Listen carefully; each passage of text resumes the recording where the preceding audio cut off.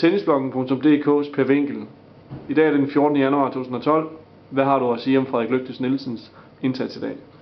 Jamen, det er jo helt fantastisk. Det er jo første gang Frederik han kvalder ind i en Grand Slam.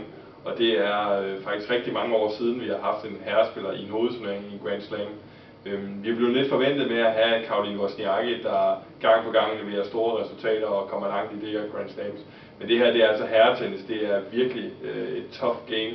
Og Frederik han har forsøgt sig i rigtig mange år at komme med i de her Grand Slams. Og nu er det så endelig lykkes, og det er jo helt fantastisk, fordi det viser noget om, at han på trods af, at han er bliver 28 år i år, formår hele tiden at udvikle sit spil og sætte nye facetter på det. Så det er jo helt fantastisk, at det ligesom giver sig udslag i et stort resultat her i Australien. Hvor langt tror du, Frederik Lygte kan nå i løbet af næste par år?